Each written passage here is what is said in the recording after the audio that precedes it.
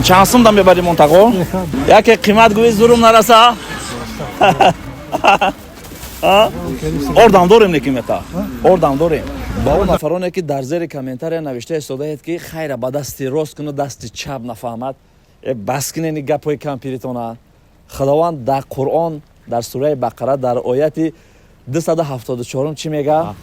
بخشش خاله جون بعد نوار گرفته سه هیچ کم ندارد راضی این شما خداوند صفی چونین خیر کنند و را زیاد بکند نفرانی که بخواهین اگر شما هم همین گونه اویلو را رفتم و خبر گیری و دیگر محتاجا و بیوه زنها و کمبیزاتا را کسی خیر کردن میخواد این هم رقم واتساپ مای خوش میکنم فقط برای همین مسئله مراجعت کنین خیر شما را ما برده در خاندان همین بیوه زنها و کمبیزاتا برده میرسونیم و نفرانی که میخوان که شرکت و یا که یکم بیزنس های خود رو در رکلام گذارن شما میتونید که در اینجا مراجعت کنید برای ادامه برنامه رو دیدن یک لحظه توجه میکنیم به سرپرستان برنامه شرکت زیارت شاپ با حجامه و داروهای گیاهی و این چنین طبابت گیمری در شهر مسکو تمام داروهای گیاهی با نرخ‌های دسترس شما میتوانید خود حاضر فرمایش دین تحویل به تمام شهرهای روسیه و این چنین به تاجیکستان وطن عزیزمون به شهر دوشنبه یکی از نماینده های شرکت زیارت شاپ برادر عبدالله بله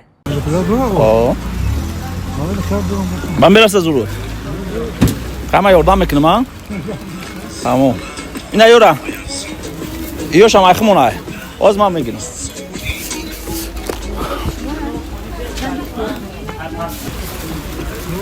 خینسته ده بارونی اماک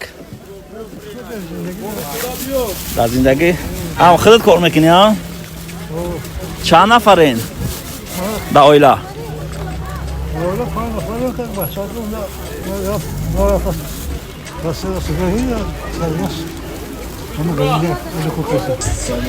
مشکل دای بارونیو دای خنکیو با این سین و سال عربه کشیدن بسیار مشکل ای اکای صورت ازار آمد الو نگاه تو خوش آمدید یاردم کنم تقا جان ها اکا بله این خنکی را بی میگی زمستانای رسی ای تقا او باور که اولی بیانه که اینا چه بار کنیم اکر تقا تمام خنکی شمولا بی بسم الله یا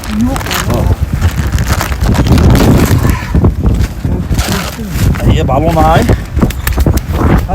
اما این شمال بی 9 سال شد با عروبه کار میکنیم 29 سال شد عروبه کار میکنیم ماشاءالله تقریبا روزش چند سال کار میکنید؟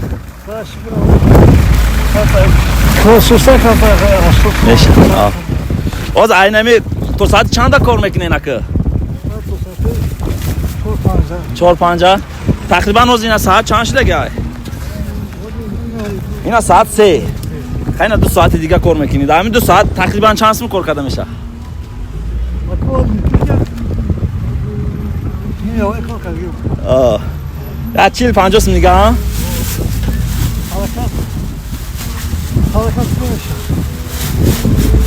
تقا جان یا من 100 سم میتونم یه روز میری استراحت میکنی در حقمون دوام میکنی چی میگی شا؟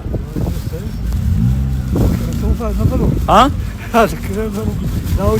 مایل او دو کلینت هم برو نکن بابرا خونه خنکی دانا بی مایلا تمام تقا جان ما همی سومی یه روزه تا نمیتیم 100 سم تو میتونم برین استراحت کنی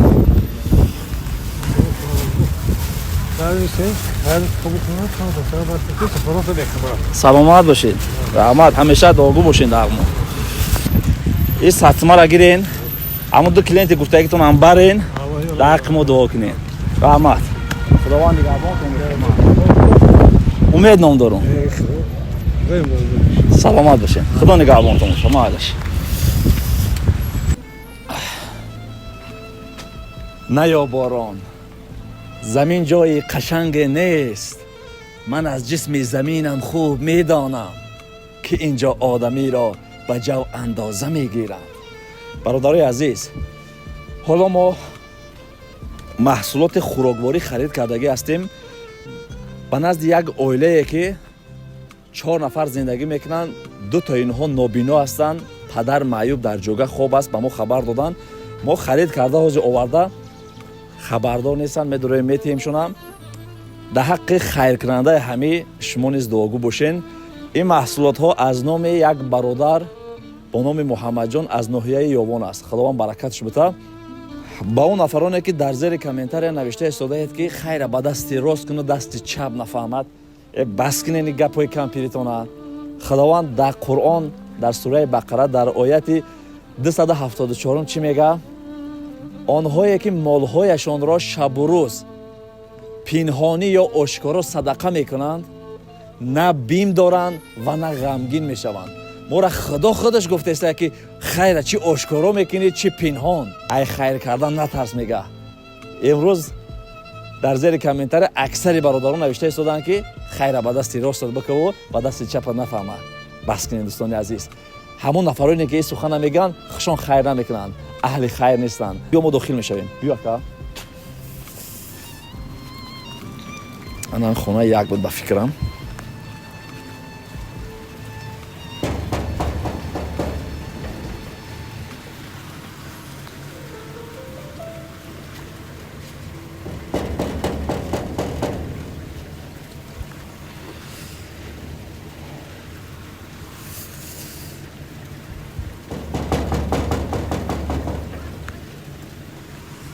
ба фикрам омадам.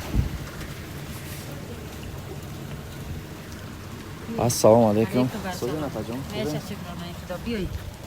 хато накарда бошем? Не, хато накарда. И мешавад ам мошина дохил дурорем. бахшиш холаҷон ба навор гирифтесем ҳеҷ кам надорад. розиен шумо? барои мо хабар доданд ки шумо дар ҳамин ҷо 4 нафар зиндагӣ мекунед. 2 та фарзанди шумо ҳастанд, нобино ҳастанд. шавҳаратон бошад маъюб дар ҷойгоҳ хоб. набераҷонай.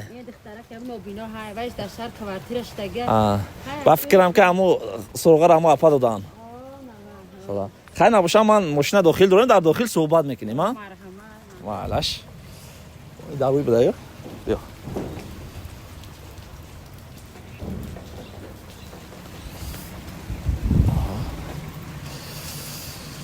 ҳозир дохил шавем.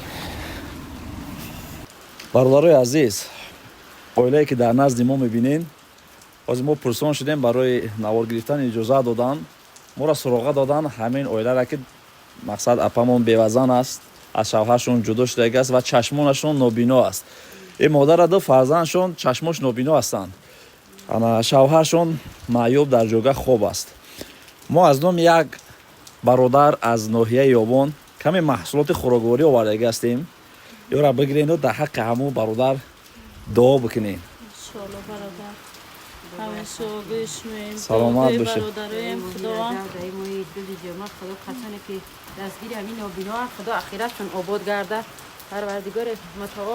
خدا خانه‌شون آباد کنه، دری بهشت انبر بهشت نصیبشون گردونه. پروردگار خدا ای فرزنداشون سیر کنه، فرزندای صالح صالحه رو نصیبشون گردونه و ایمان و به توفیقشون کنه. خدا این دنیا و آخرتشون همه وقت فیض و برکت در خانه‌شون بریزه و خدا دری جنت براشون بگردونه. آمین رب العالمین. آمین. سلامت باشین. دوستان عزیز، اگر شما خواهین خواهشتون باشه که همه اویلا رو یک دستگیری خوب کنیم، این شرایطشون خیلی وزین است. در زیر کامنتار نویسین، ما حتما یک روز نواری خوب گرفته پیشکش همگی شما میکنیم. این مادر رو دستگیری میکنیم. خب اینجا اینا رو در کجا گذاریم؟ اینجا گذاریم ها.